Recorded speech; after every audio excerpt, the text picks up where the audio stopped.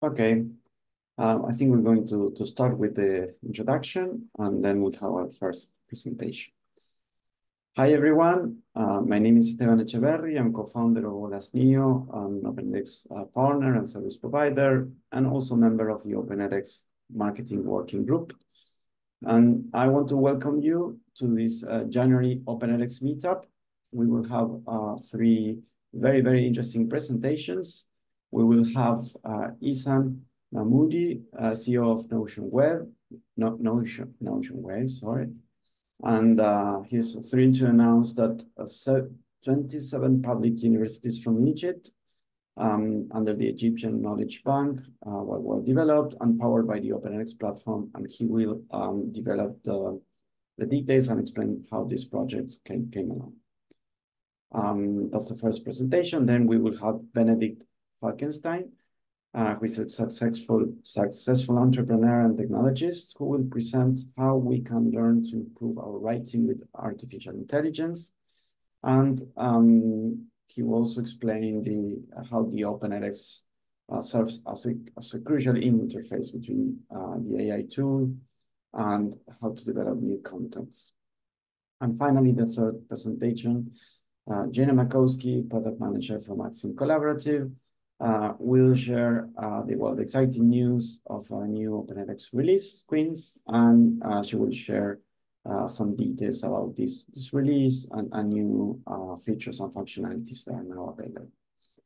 Now, some housekeeping rules. The three presentations, they will have a Q&A session at the end. So if you have any questions while the presenter is running with his presentation, please add your questions in the room chat on Gather. And then once the presentation is finished, I will be moderating those questions. And we have some minutes for that. Also, please remember that after the three presentations, there will be an unstructured area, the main room of Gather, where the speakers will be in one in each carpet area. So you can reach out to them if you have additional question, or if you want to connect with them or with other attendees. That will be the last half an hour of this event. Also, the session will be recorded, so make sure to turn off your cameras if you don't want to appear in the recording. And I think that's it. One last thing. Well, I want to thank Eden Hoodmeyer from Maxim Collaborative and Nicole Kessler from Abstract Technology, another OpenEdX partner and service provider, for the time and dedication to make this monthly OpenEdX meetups possible. So thank you for them. Now we can start with the first presentation. Ehsan, please go ahead with your presentation, and welcome. Thank you very much, Esteban. I will share my screen, just slideshow. Do you have my shared screen now? Yes, we can see it. Please go ahead. Oops. Okay. Hello, everyone. I'm Ehsan Mahmoudi. I'm CEO of Notion Wave, which is governing the product edSPIRIT, which is basically a hosted version of the OpenEdX. And today I want to talk you through the journey that we are in the middle, not at the end, with the Egyptian universities. So let's start. What is Egyptian Knowledge Bank? Our journey with the Egyptian academic sector have started with the Egyptian Knowledge Bank, which we call it EKB as we go forward. So it's launched officially in 2014, but actually the project got mobilized around 2016. It's a part of Egypt's 2030 vision and strategy to expand the knowledge and education through national wide program of EKB, and give them access to content and tools to upgrade their skill set and knowledge. This is one of the world's largest digital libraries ever built in terms of like the depth and the amount of budget that have been spent on it. and it has it has been a well-written program.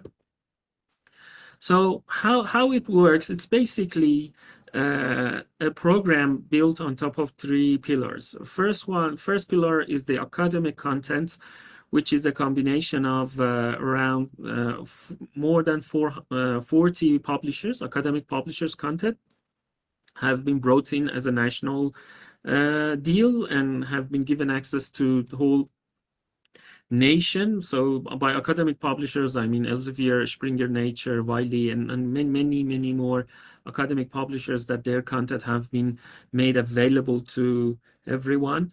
The second pillar is the K-12 content that they had. So they have invested heavily on the K-12 as well. And they brought content from Discovery Education, Scientific American, and Wolfram Alpha, lots of other publishers active in the area of K-12 content, educational content providers. The third pillar is the digital platforms that hold together and bring this knowledge into the surface. So this is the area that Notion Wave have been active in, and it has some solutions, software and solutions to bring this content and also the value out to the surface and make it accessible and available to almost everyone. It's like an ecosystem of multiple products, including, journal management system, conference management system, a federated search that search through in all of the contents that we talk about. So what is Notion Wave contribution in these platforms? We provided a journal management system, which is basically an editorial system to allow academic journals to peer review, publish, and make their work available. So it's available in Journals EKB-EG if you want to have a look. Currently hosting around 900 journals and 300,000 published articles, and it has attracted more than 200 million views and downloads, which is a significant numbers in academic world. So, and has brought interesting amount of traction and visibility to the academic output of Egyptian scholarly society. The second system we have provided were a conference management system that has gone through around more than 100 conferences being held online or offline or in-person conferences. Also a product which is the integration of their holding called Signito, which is the integration of their holding and OpenAlex, which holds around 250 million academic record, and amongst them there are like 50 million open access records. So these were the products and platforms that Notion Wave have provided to EKB to nurture and nourish their achievement through EKB program. There was a missing piece, which was the MOOC in this ecosystem.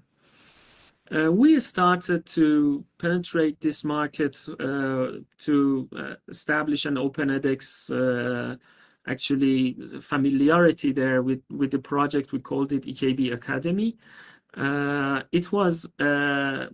It is actually an instance containing around 18 courses offered to all researchers and supposed to upskill them in professional aspects of writing articles, from how to write, how to cite, how to reference, up until what are the best practices of a peer review, how to structure their articles, and this sort of stuff.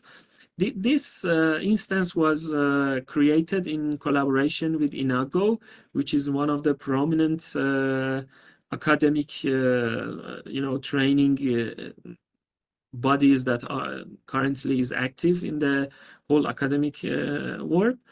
And it offered around 18 courses. So this is a kind of a screenshot of this EKB Academy that was the icebreaker to enter this market by open edX. So after that, we started to grow our traction with open edX offering there. So we started in 2023, we started a contract with EKB, and we established this contract to run Open edX for 27 public universities. This is still up on, so this contract was signed on higher level management in terms of, so Ministry of Higher Education. But the topology, and if it's going to be 27 different Open edX instances or multiple instances to be shared between public universities, this is something that is still up until the debate to be fully settled. We started to go to universities such as Cairo Universities, Al-Azhar University, Ain Shams University, and others, and still these visits are going forward. Also, we were able to present in Supreme Council of Universities, which is basically a council containing all of the university deans and presidents. And this was very, insightful. These sessions were very insightful for us, that how we can expand the footprint of MOOC and Open edX there. So where we are at the moment, we have provisioned around 4 new instances, and we are working on the topology with them, that if they want to share it with, for example, a consortium of the multiple universities to use the same instance, or we set up as different ones. These are, somehow political and non-technical considerations that the customer has in terms of branding, being independent, and this sort of stuff. We are working collaboratively for the contents with them, and a number of customizations been requested, and some of them been implemented, some of them are in progress. And we are planning to at least these 4 instances to be launched early Q2 this year. So the main point I want to raise here is what we learned from these sessions that we had with them, and what are the challenges or lesson learned from our activities for Open edX. First of all is the positioning. When we were presenting the MOOC for them to be used, especially for universities, there is an ambiguity and confusion there, that if we have an internal LMS and some business as usual systems, how it's going to be, is it going to be replacing them, or it's a different one?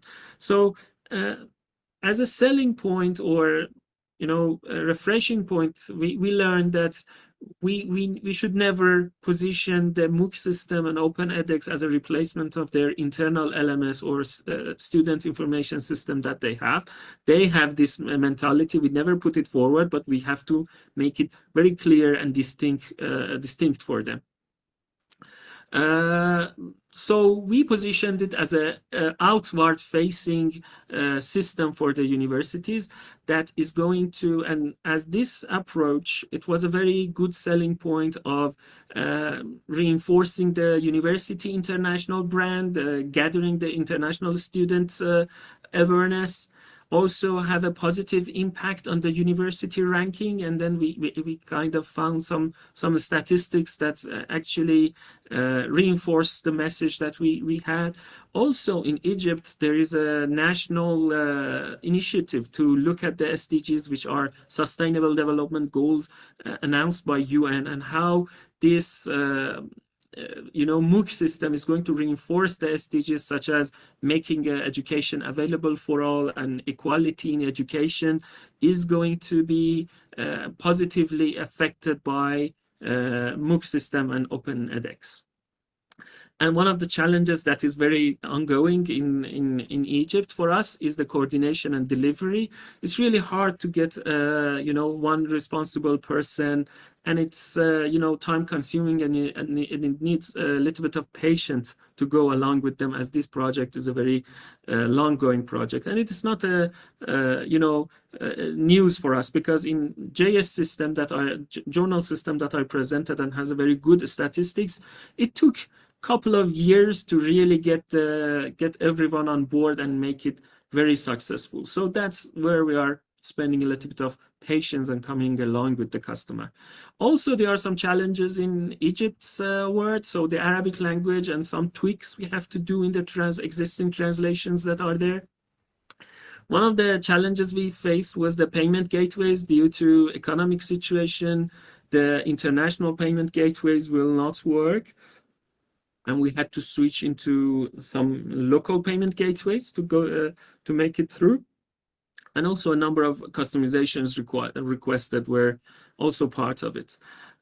Thank you very much. This was like a short introduction to what we have done, and I hope that I have not passed the time that I've been given to me.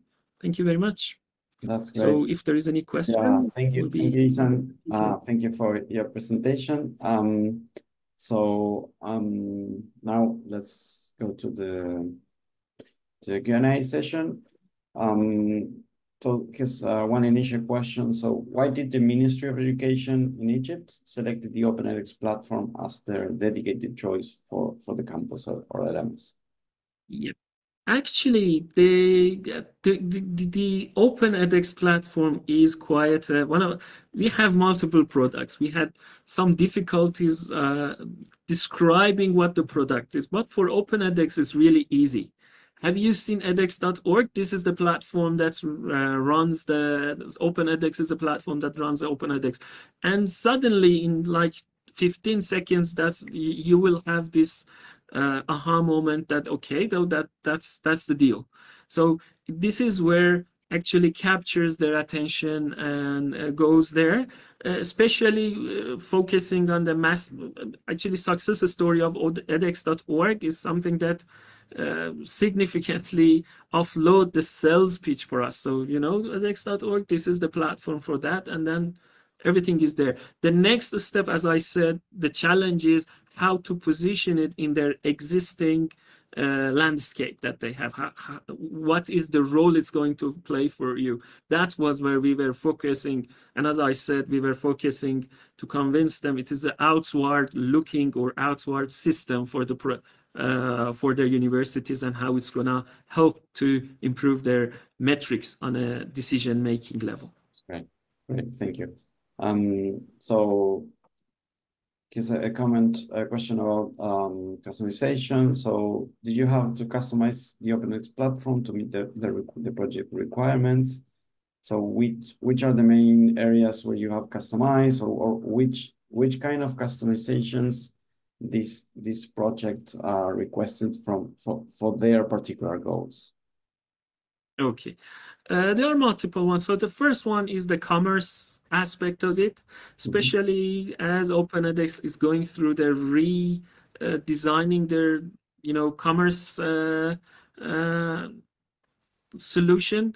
We came up with a simple commerce platform to make sure that we are agile enough to answer the requirements.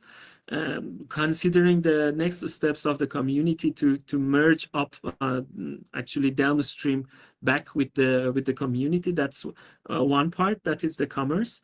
The second part were some, especially on the front page of the course listing, there were some actually requests that how the courses with some business logic should be displayed. In terms of like the availability in different zones or faculties. So that was where we kind of fully customized, developed the front page or home page of the course listing, which is already out there. The rest of it were kind of a streamlined number of X blocks requested, especially integration with online classes that they have. They were the areas that were mostly requested. But nothing required that we actually dig into the core of the platform. It was, it was a very smooth journey for us to kind of spot the requests that they have and never required to go deep into the platform to achieve those requirements. Right, that's good news when you have to face the migration, right? The new versions. Great. So one other question. Were there any LMS selection process, or OpenEdX happened to be the only option? Actually, that was not the case, that we go through some sort of a bidding or a comparison process. As I said, the credibility of the edX.org and then hence the OpenEdX was the like the first step of the sales for us. As I said, their concern were not mostly what the technology is going to do out there, where like how this is going to be mobilized and how it's going to be to work alongside with their existing landscape. So there was no such process of like comparing with other LMSs or so. Okay. Okay, one other one, the last one.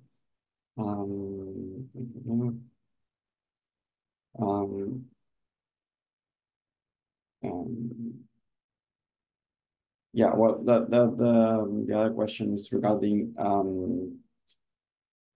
if you had implemented any integration or everything was implemented out of the box, or well, out of the customization that we just talked about, right? Yeah, just some points I can add there. So we had one online classroom requested to be, so they had a kind of a different system, not a Zoom one, but another one, like a online classroom request. So that was a exploit to be developed. As well as I said, custom payment gateway that were out there. We were initially integrated with Stripe as our payment gateway, which is also something supported here in the community. But as I said, because of declination of the credit international payment gateways, we're supposed to implement custom payment actually infrastructure for the project. These were the biggest ones. Other were like here and there exploits required. Okay, that's great.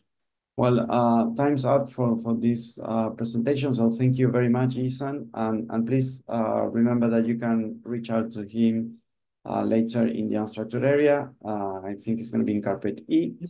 So thank you, Ehsan. Thank you very much. And now let's proceed with the next presentation. So let's just say goodbye. Yeah. Hi, Benedikt. So welcome to the OpenEdX Meetup, and please go ahead with your presentation. Yes, I'm gonna share my screen.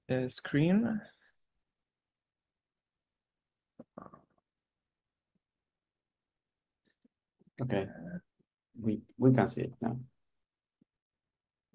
Okay, you can see it? Yes. Yeah, perfect.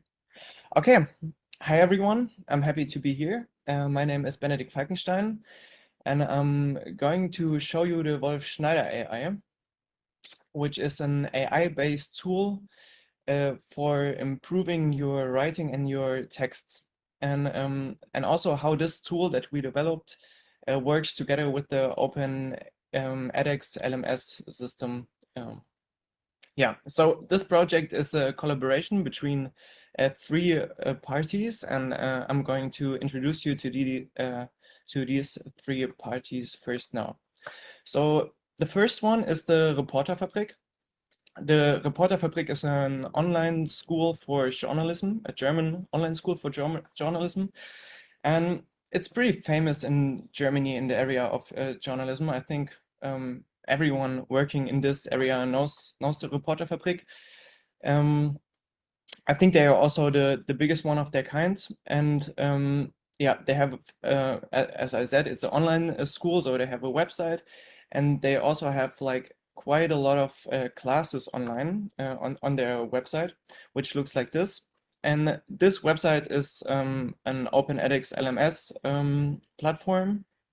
So they are providing all of their courses, which are mainly videos via this platform. And yeah, it's mainly videos, and they also have some quizzes and questions about the lessons you learned and stuff like this. yeah, so this is the first party, and they are providing the context because the tool we made is mainly for journalists, but during the process we decided that it's best that we develop it for everyone, because it's good for everyone to have the opportunity to improve their writing and also to write better text and all of that. Yeah, that's the first party, and from them comes the content, so to say. The second party is Abstract Technology, who is the service provider for the Reporterfabrik.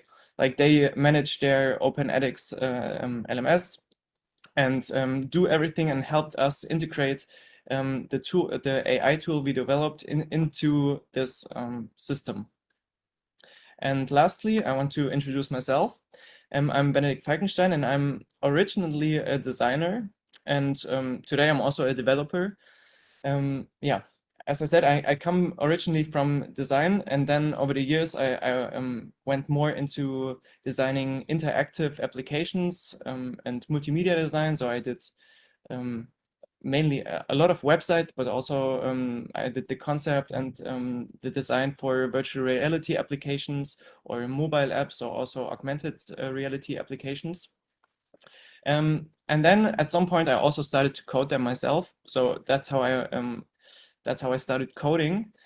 And then also at some point I realized, I think it was 4 or 5 years ago, that I can use, or that the use of AI is extremely helpful to find ideas, or to use it inside my creative process, to push my own creative boundaries, and to get like results that have not come just by myself. So that was a few years ago, and since then I always trying to find ways how I can use AI to improve processes, to enhance productivity and stuff like that, but mainly in the creative area. So, but then with the release of ChatGPT, there was a huge rise of large language models, and that's when I started to also develop AI-based applications in other areas. And yeah, that's what I'm mainly doing now. So I'm mainly a developer right now for AI-based applications, and I'm always saying AI-based because it's like I always want to, like, I'm not developing AI models myself. I do the concept on how to use these models in the best way, so that we can, for a certain use case, so that we can get out the best results of it for a certain use case. And that's what I do with my company today. It's called Neopalm, and we're doing this for businesses. We analyze the process and see like where we can build tools to improve this. So yeah, we are the three parts who developed this. And it is called the Wolf-Schneider KI, so I want to explain also who Wolf-Schneider is, because Wolf-Schneider is a German journalist, author, and language critic. And he wrote a lot of books, more than 28 books, and many of them are about good writing. Like, he is like called the I don't know, the boss of German language sometimes, something like that. But he formulated all his key lessons in 50 rules that are that describe like how you structure your text, how you formulate, so that the texts are really getting read also by people, because that's very important in journalism, that the texts you write, that also people read them and enjoy reading them. And you do this by using like kind of a simple language, by using short sentences that are easily understandable, and always the goal is to make people read your texts. So, and the Reporterfabrik did a class with him, or a few classes with him, and they were extremely successful. Like, also on TikTok, they released some clips of it, and they had like over 27 million views, which is extremely good for them. So at some point, but then sadly, like like in November 2022, Wolf-Schneider died.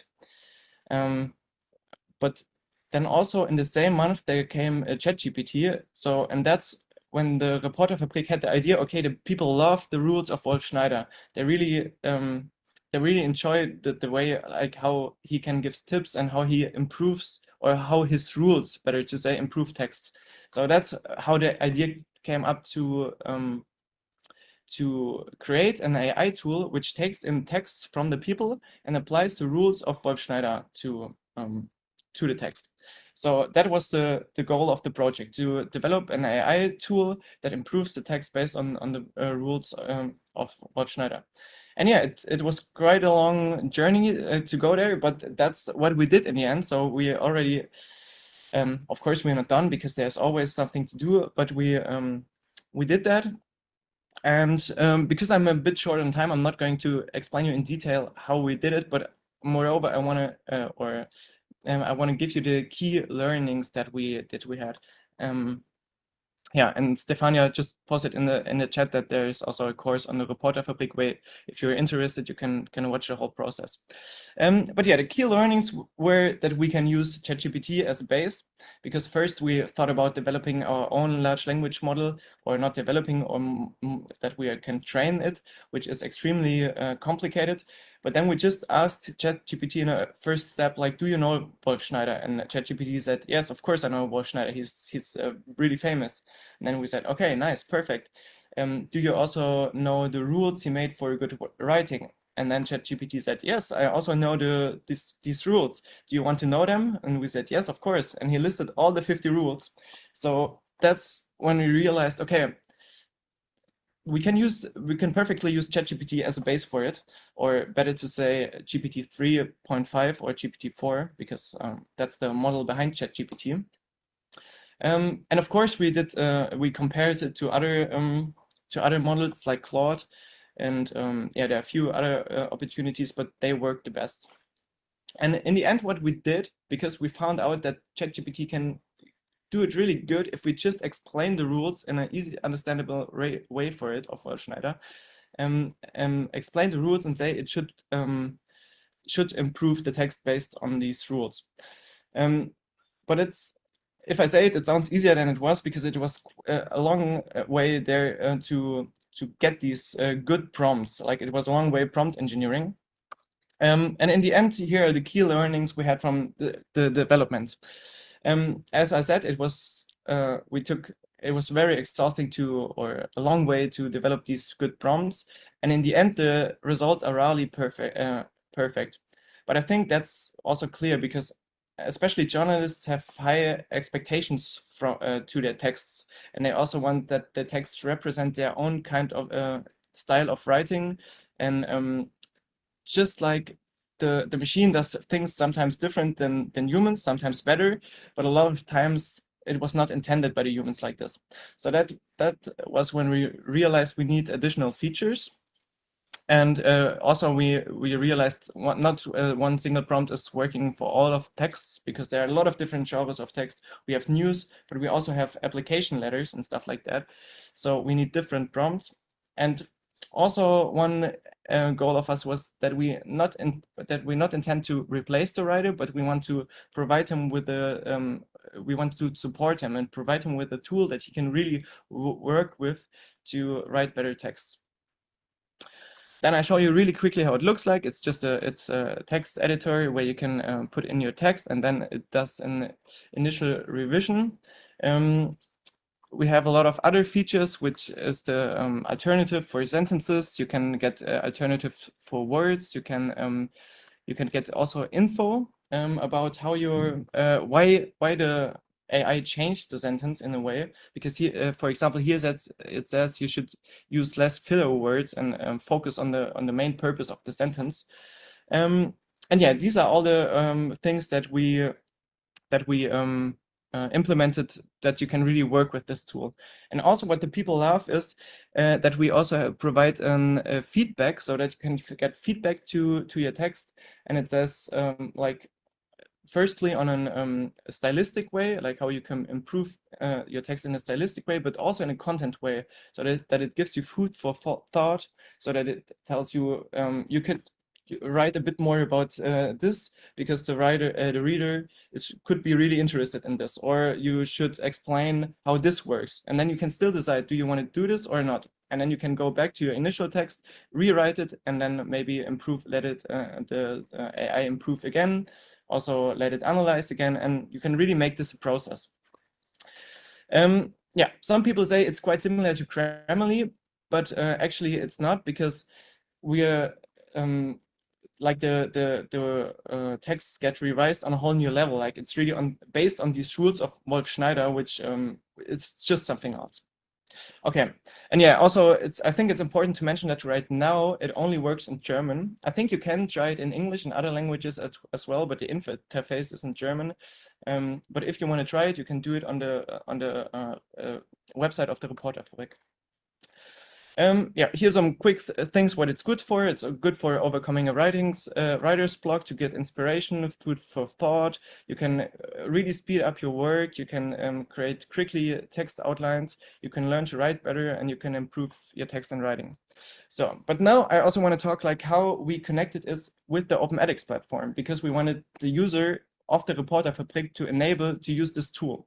But also the Reporterfabrik wanted to use this tool on their WordPress website, which was kind of complex because we still wanted to connect them.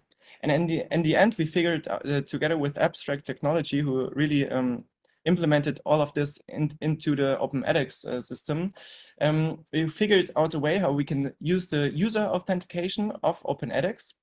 We also use the classes in Open edX, the paid classes that you can buy to get characters for the Wolf-Schneider AI, because we need to pay for the API for OpenAI to make this possible, and we cannot pay for all of our users.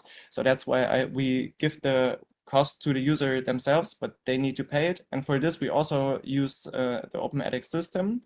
And what we are working on the last weeks is that we now also can have like recurring payments from subscribers, so they can enroll into a class in the Open edX platform, and if then they get the characters for the tool, they can use them, and if the characters fall below a certain threshold, they get automatically enrolled into the class again and buy the class again, and they get more characters.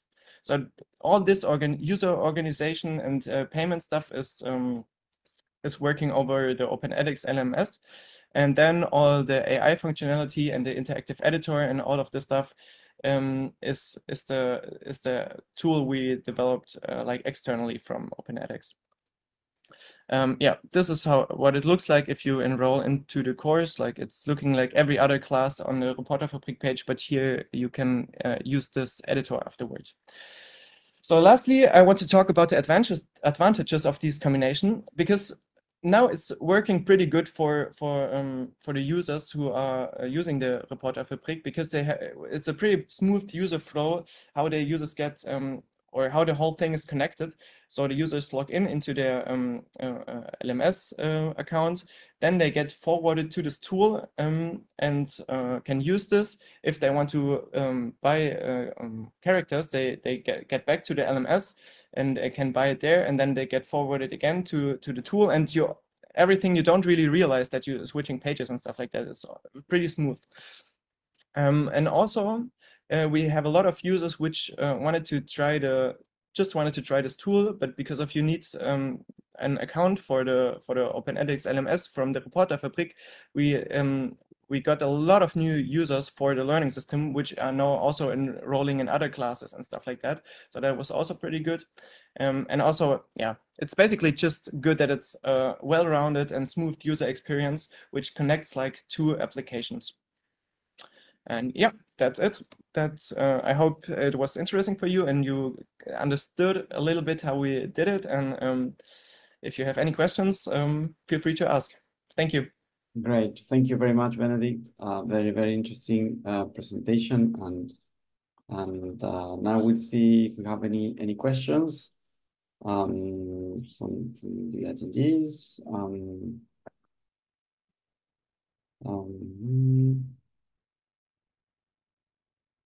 Well, there's a question from Cecilia. When you run it in an academic environment, will the academic integrity So it gets moving. Just 1 second.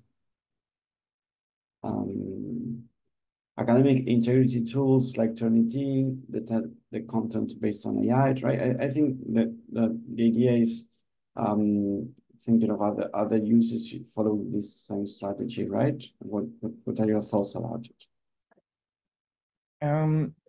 Actually, I'm not sure what Turnitin is, but I think it's something that can. It's a tool that when you, let's say, you upload an essay that you have written, they check whether it has some follows the rules of not plagiarism, right? Using somebody else's text, right? And reviews what you have submitted as your assignments, right? Yeah, I think it's I mean, it depends.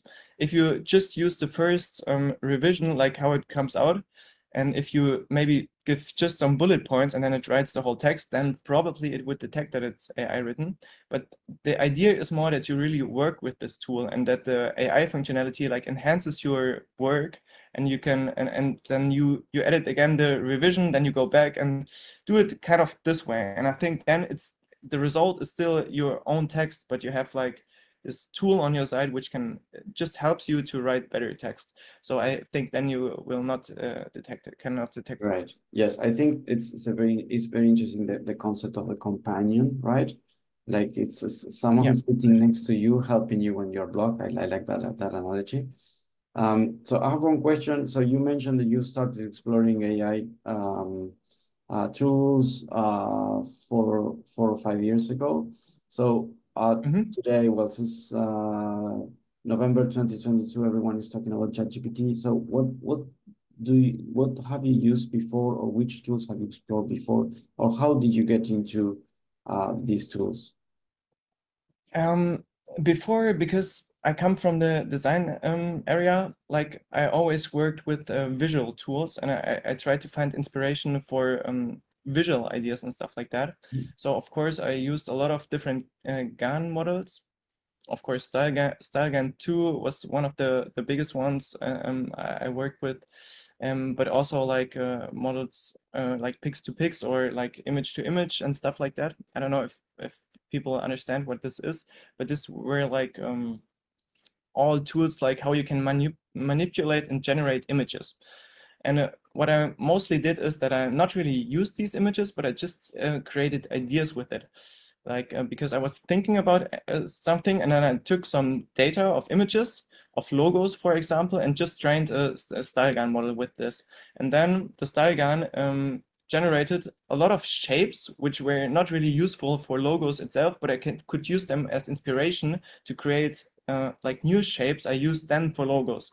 And that was kind of the way I did it. And there I just explored and played around with a lot of models and stuff like that.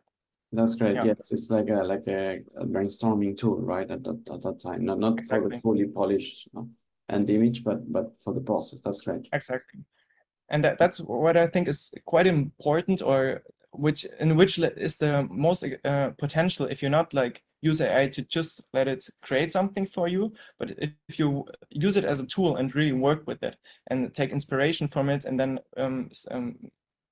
work on the result and stuff like that. So and that's what we also try to make with our tool for texts. That's great. Well, we're running out of time now, so thank you, Benedikt, for your presentation, and please feel free to reach out to him late in the unstructured area.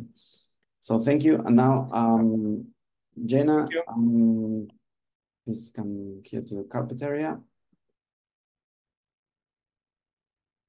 There you go. So welcome, Jenna, and please go ahead with your presentation. Great, thanks, Esteban. So I'll be talking today about the new Quince release, which was released at the end of December.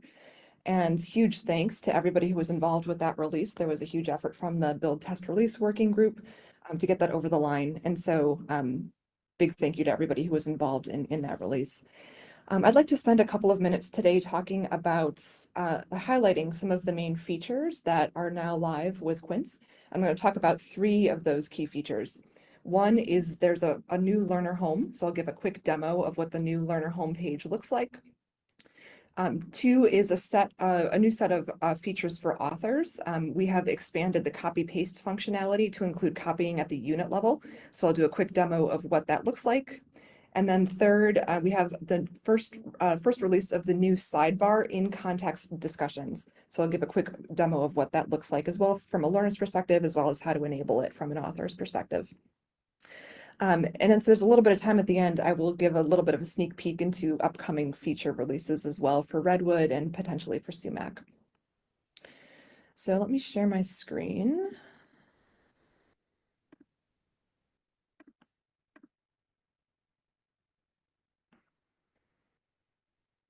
All right, can everybody see? Yes. The new homepage? Great. So the first feature that I want, or the first, I guess it's more like a set of updates that I want to talk about is the Learner Home page has a new facelift. There's been a huge redesign of Learner Home. This is meant to replace the old learner dashboard or the old course dashboard that learners saw. So this is the space that learners come to in order to keep track of all of the courses where they are enrolled in order to be linked to the discovery system to discover new courses. So it's kind of like the central hub for learners when they enter the platform. So you can see here that there's been quite a bit of redesign taken into account here. There's a kind of like an update to the at a glance cards. So the idea is that, sorry, there we go. Can you see that I'm scrolling through? Great. So every course that a learner is enrolled in has a card, and they can scroll through the cards. Some of the new features here make it easier for learners to kind of manage and track the courses that they're in. So you can see here at a glance, they get a little bit of new information required about what the grade is to pass the course. They have a quick link to resume the course. So if they want to connect into the course quickly, they can do that and resume their learning.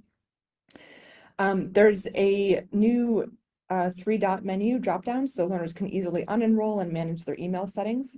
I want to note that sharing to Facebook and sharing to Twitter is not yet enabled on the community release, so do not expect to see those in Quince. There's some new functionality as well around being able to refine, so they can have some tools to more easily search their courses. So if they want to narrow their course list to view only their in-progress courses, they can do that. If they want to see which courses they are done with, they can do that, or not started. There's also the ability to sort either by last enrolled, or if they want to just see the titles of their courses A to Z, they can do that as well. So some tools that make it easier for learners to quickly sort through and kind of navigate through all the courses that are in their portfolio.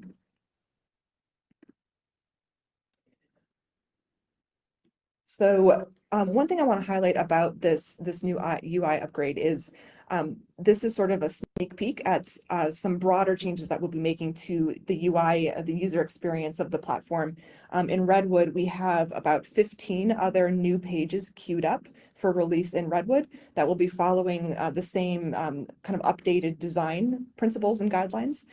So we'll have almost all of Studio will have a new design as well for Redwood, and it will look similar to the blocks that you see here. A lot of the principles and guidelines will carry over into that release as well. So expect to see more facelifts across the platform coming with Redwood, and this page kind of gives a little sneak peek of what the broader platform-wide UI facelift will look like in the coming months. So that's the first set of new enhancements that come with Quince. The second set that I wanted to talk through is more author focused. So I'm going to jump over to Studio.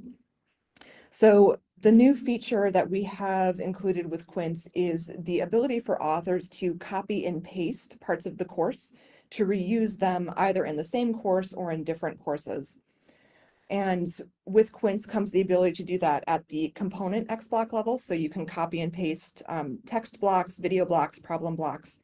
You can also copy and paste whole units. So being able to extract a unit from a course and reuse it in a different course makes it easier. So you don't have to rebuild that unit every time you want to use it. So we'll do a quick demo of what that looks like for authors. So I'll choose this course here, Designing and Facilitating E-Learning Experiences. You see here at the top of banner, this course is also using the new discussion forum, which we'll come back to in a moment. But first, so for copy paste, so we'll look here in this section. Let's choose lesson 1. If I'm a course author and I want to reuse this introductory section in a different course, I come over here to the new 3-dot menu. This is a new UI improvement as well in Quince. We've consolidated all of the actions for course authors to take on any part of the course into this 3-dot menu, makes it a little bit easier to track. So options here, configure, there's a new action button here, copy to clipboard. So if I want to reuse this unit, I can copy it to my clipboard. You can see down here where there's a quick toast notification to let you know that was copied. And now I can paste this unit anywhere I want to.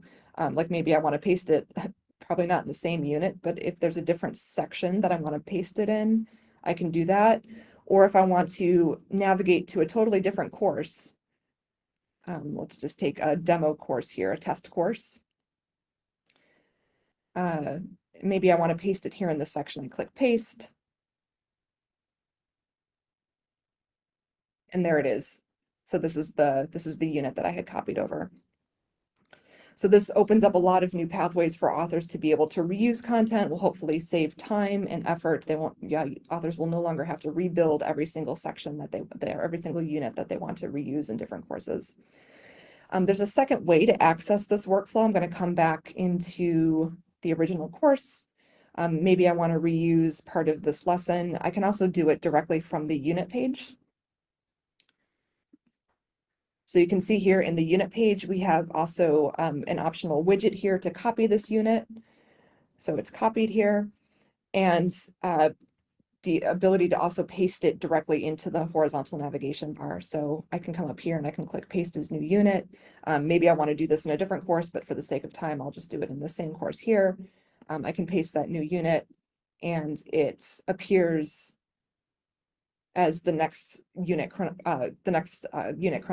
chronologically in this subsection. It's also possible to copy and paste individual components. So maybe I want to take just this little text block here for the sake of demonstration, and maybe I want to reuse this text block in a different course. So same action, I can come to the 3-dot menu, choose copy to clipboard. It's copied here. And then you'll see a new paste component option. So maybe I want to paste it, probably not in the same unit, but let's say I want to put that in a different unit. Let's go all the way back. Maybe I want to put that much further down in the course, in the course summary in section 5. So I would come down to, maybe I want to create a new unit. And here I can paste the component, and there it is, it's pasted over. So a couple of things in scope for copy paste. At the moment, there's a limit to one thing per in your clipboard at a time. So the idea is that these are actions that happen pretty quickly. You copy something and you immediately paste it somewhere. In the future, we may expand that to make the clipboard a little bit more flexible, but for now it's limited to one piece of content at a time in your clipboard. So that's the copy paste feature. The third feature I wanted to do a quick highlight of is the new in-context discussion sidebar. So I'm going to come back, sort of put my learner hat back on. If I'm a learner and I'm enrolled in this course, the impact of technology, actually how to lead classroom discussions, went meta with the topic here to demonstrate the new in-context discussions. So the value of in-context discussions is they now live alongside the course content. So in the past, if a learner wanted to go to the discussion board, they had to navigate away from the course content, come up here to the discussion boards, and there was effectively a separation between what was being talked about in the discussion forums and the content itself. This new kind of reimagination of the discussion sidebar eliminates that disconnect and keeps the discussion forums close to the content, so learners can make that connection and don't have to move away from the content. So what this looks like in practice is, just to give a quick example. So in the course, week 1 is introductions to the course. I'm going to come to this first unit. And this is just the meet your team and fellow learners. This is a common use for the discussions forums. And you can see here, I'll get rid of that. The discussions are available here in the right-hand sidebar. And so the learners can stay here with the course content on the left They can navigate to the sidebar here. They can add a post directly, and all of this action, they can stay on the same page to do that. There's a toggle to collapse that sidebar as well. So if you wanted to move into more of a focus mode as a learner, you can do that. This is enabled through Studio. So I'm going to jump over back to the Studio course here since it's already open. This is enabled through the pages and resources. And why is that not loading? Let's grab another course here.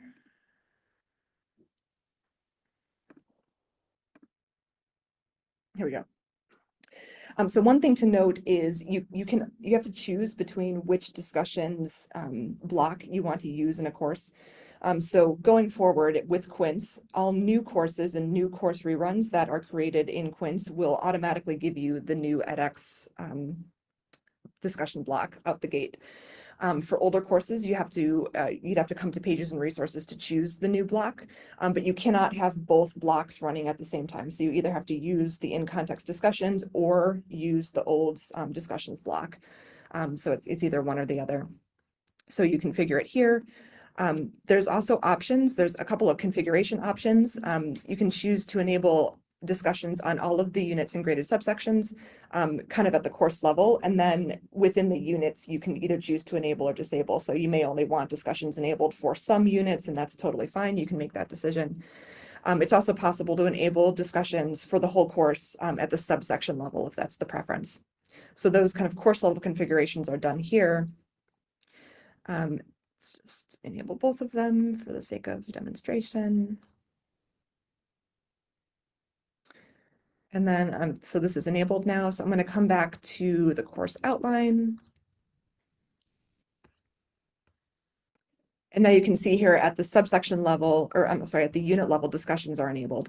And so if, say, I don't want the discussion at all for this particular unit, I can come here, click configure, disable the discussion, and it will no longer display next to the content.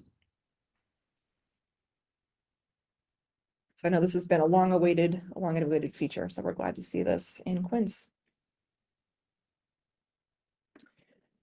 So those are the three main new features or new enhancements that I wanted to highlight for Quince. Again, Quince is now available. It's been live as of December. I think we have our first blog post published today, which outlines some of these new features. We'll have a couple of subsequent blog posts that go into more details about how the in-context discussions work, how the copy paste works, as well as links to documentation, so you can take a look at that. I also wanted to, I think I've got 1 minute, so I wanted to give a quick sneak peek as well. Even though Quince has been live for only a couple of weeks, we're already thinking ahead to future releases. So in June of 2024, we have the Redwood release, and then in December of 2024, we have the Sumac release. One thing I wanted to introduce to folks is we're making a change to how we do release planning. And the goal is to make a decision about which features we're going to include in the release much earlier in the process, so that we have more time for conversations like this, like in January, being able to talk to each other about which features are already planned and coming up for Redwood, or coming up potentially even for Sumac. And so there's 2 documents that I'm going to start circulating to the community. I'll put these both on the wiki. One is an overview of which features we anticipate will be coming in 2024. So we have a set of features coming that will support modular learning. Tagging and content search in Studio is up and coming. Aspects, which is the new data and analytics system, is coming in Redwood. Enhancements to the digital credentials services are coming. Being able to share credentials at the course level is up and coming for Redwood. A total overhaul of content libraries is up and coming in 2024. I mentioned earlier, there's a whole new UI sets of improvements coming. Studio is getting a whole facelift that's going to be coming in Redwood. We have an improved mobile experience on deck, some improvements to roles and permissions. We're going to be bringing back the sidebar navigation for learners.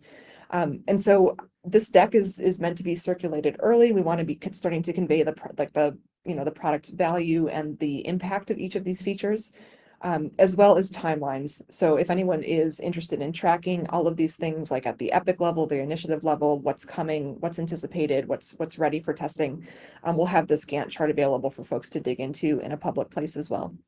But again, the idea here is that we want to make decisions earlier about which features we include in releases so that we can start talking about them earlier and give folks across the community more time to prepare for upgrading to upcoming releases and to drive adoption of the platform. So I'll stop there. I think I'm at time. Any questions? Great. Thank you, Jenna. Thank you for all the exciting new features. Some long awaited. Yes. So congratulations. Yes, indeed.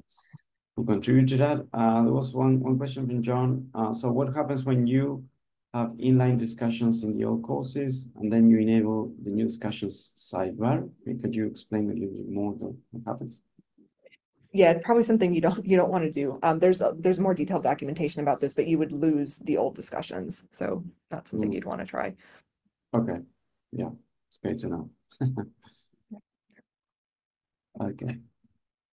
Great. So let me see if we have any other question.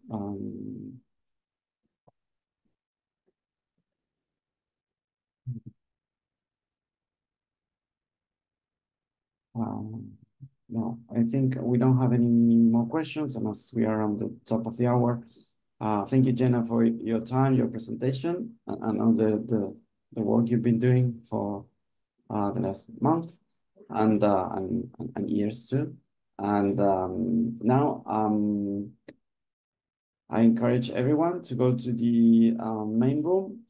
Thank you for being here, and feel free to reach out to the speakers or any other attendee in the carpet areas. And the chat room here, you have the information where everyone is going to be waiting for your comments.